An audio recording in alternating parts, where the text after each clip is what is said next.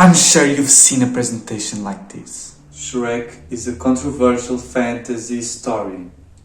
In one hand, you have all the archetypal aspects of a fantasy paradigm.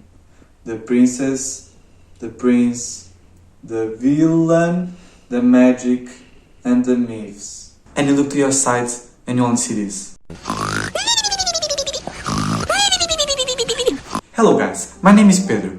And if you do not want to make a presentation like that and actually impress your teachers and your audience, follow this video because I'll give you every tip that you need to do so. Before doing anything, you should check if your teacher, in case it's a school or university presentation, gave you some indication on what to do or gave you the evaluation criteria. If so, you should follow that, and if not, follow this video. Many people like to start a presentation by telling a joke, but it's not really the good thing to do. And why? Because in the beginning of your presentation, most people are not focused yet. They are still adjusting to the environment, to their seats, to your voice, to your body language, and also they're probably turning off their laptops or their cell phones. So they are not ready for a joke yet. Instead, you want to let them know what are you going to teach them and what values are they going to receive at the end of it. So it's not like today I'm going to talk about how to cook, but more like today at the end of this presentation you're going to know everything you need to know about cooking and how to do it with the very little ingredients you have at home. What you should do is cycle on your subject. You must repeat at least 3 times the main ideas of your presentation, because people's attention span is very, very low. So they are not going to receive your main ideas if you only say them once. But then again, if you're doing just a little 10-15 minute school presentation, you do not need to repeat yourself a lot. It will just make it boring. Also, you should create something that will distinguish you from the others. For example, Gordon Ramsay likes to use lots of ingredients, but you don't. You only use a few, but have the same effect on the flavor. You want to divide your lecture in topics, and to make sure that there is something that would announce the next topic is on. This way, if someone is fogged out, it's a good indication that it's time to go back in. This can be, for example, a slight pause. Also, a good way to do that is to ask a question. However, it must be carefully chosen. It can't be too hard or too easy.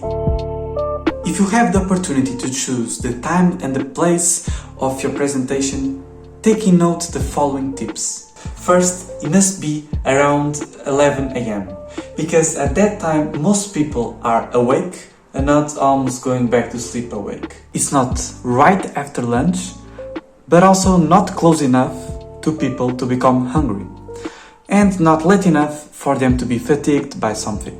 The place you do your presentations must be well lit and closed, to not be affected by external factors. You must visit your place in case of any surprises. So, the next time you come there, you can deal with them. If you're teaching in your lecture, you'd want to use a pen or a chalkboard, because the speed you write new stuff is only the speed people process new ideas. Meanwhile, PowerPoints are probably way too fast. Just like me. Stop it. Get some help. Not only that, but using the chalkboard or some props to demonstrate what you're doing will make it much easier to the audience to connect with you and imagine what you're trying to explain to them. Also, you'd have something to do with your hands, instead of them being on your pockets on behind your back. But still, if you want to use PowerPoints, use them this way. First, while you're presenting, you must not read it or turn yourself to it. And also, you do not want to be very far from the projector, because it makes people need to focus on 2 places at the same time. Do not use lots of words. Keep images simple, eliminate clutter, and make it readable from people that are way in the back. And also use more images. Do not use a laser point, because when you point to something, you have to look at that something and you lose the connection with your audience. If you're having questions on how to end your presentation and how your last slide should be, do this. These are some examples of what you should not do. First, do not use questions, because you are not really going to end it. Just more extend it, and sometimes for much longer. The end. Man, really, this looks like a meme. Thank you. Just don't. And I'll explain you why later. With these slides, you're losing the opportunity to show people what your contributions were. So, you should not do a conclusion slide, but a contribution slide. Don't say like, always use salt for making rice, and etc. But showed you several different recipes with the same ingredients, made you save X amount of money on food, etc. Now that you know how to end your slides, this is how you should end your talk. Do not end your lecture with thank you, because this will give them a feeling that they were obligated to do that and you are very thankful that they even listened to you. So it's a no-no. Tell a joke, they are finally ready for it and they'll leave your presentation on a positive note. The perfect way to end your talk is really to salute your audience, to let them know that you loved being with them as much as they loved being with you.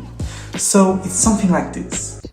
It's been great to be here, guys. It's amazing to see the work you've done here, and your questions were great, and I look forward to be here again. God bless you, and God bless America! Now that you've got so far, make sure to like and subscribe, and watch this video if you want to know how to study your presentation. Goodbye, guys. Ciao.